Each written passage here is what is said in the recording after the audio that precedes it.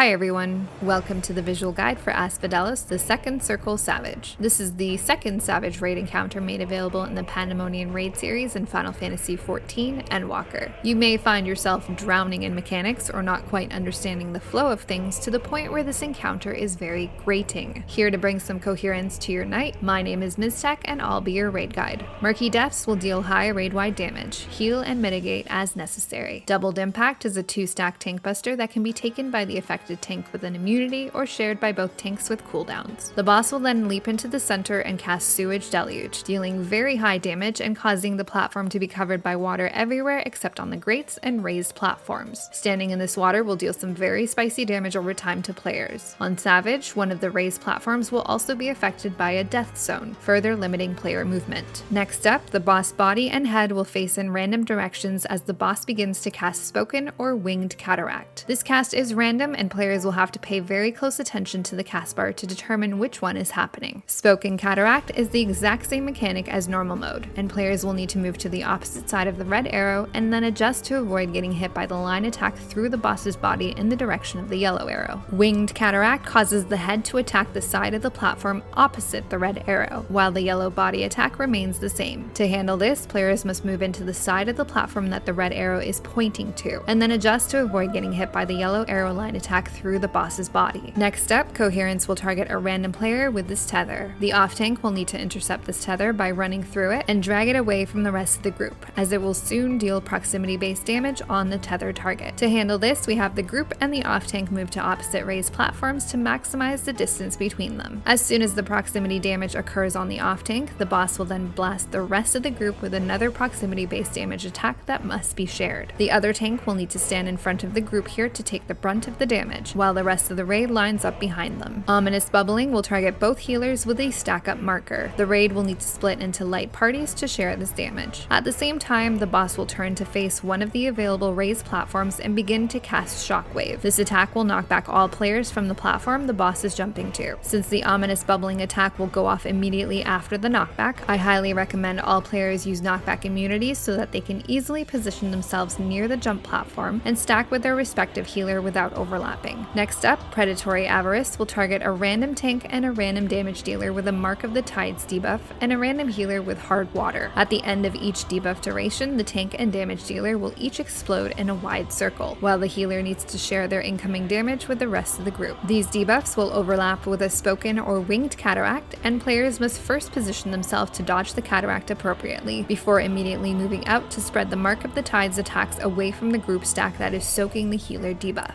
To avoid confusion, the debuff tank can always run down the grates on the relative left of the group stack, while the debuff damage dealer can always spread over to the right. Everyone else will stay stacked on the raised platform that they use to dodge the cataract attack. As soon as this mechanic resolves, the water will recede and the platform will return to normal. Next up, Channeling Flow will mark up all players with directional arrows. Players will have about 12 seconds to position themselves in such a way to be knocked into another player going the opposite direction, in order to stop themselves from getting knocked into the wall. No more than 2 players can hit each other, and there is a minimum distance that players need to be apart before smashing into each other or they will die. To handle this, players can position themselves 2 to a grate, in line with the raised platforms, with their arrows pointing in, aligned with the player opposite them. This distance and positioning will ensure that there is no excess overlap, and players are far enough away to avoid murdering each other. Next up, another shared tankbuster and a raid-wide blast to heal through. Eventually, the boss will cast another Sewage Deluge, and the platform will be covered in water again. The boss will turn to one of the available raised platforms and cast another Shockwave. Again, players should use their knockback immunity to avoid getting knocked into the water. Immediately after, the boss will cast Campius Harma, and all players will be marked with either a blue or purple number from 1 to 4. These numbers indicate in which order the player will be attacked by which part of the boss. The body will leap on the blue players in order, while the head leaps on the purple players. Each leap will deal high damage and apply a physical vulnerability up debuff on targeted players. As such, players cannot take more than 1 hit or they will die. To handle this, we have the waymarkers 1 through 4 in the middle of each grate. Purple players will match their numbers to their respective waymarker and stand there until everyone is hit in turn. Blue players will use the raised platform that the boss initially leapt to and the one opposite to resolve their numbers. Players 2 and 4 will stay on the initial platform, while players 1 and 3 will run to the opposite corner. The smaller numbered player will take their hit on the outer corner of their platform grate, while the larger numbered player waits in the far corner. As soon as that first player is jumped on, they will trade places with their partner to avoid getting hit during the next jump attack.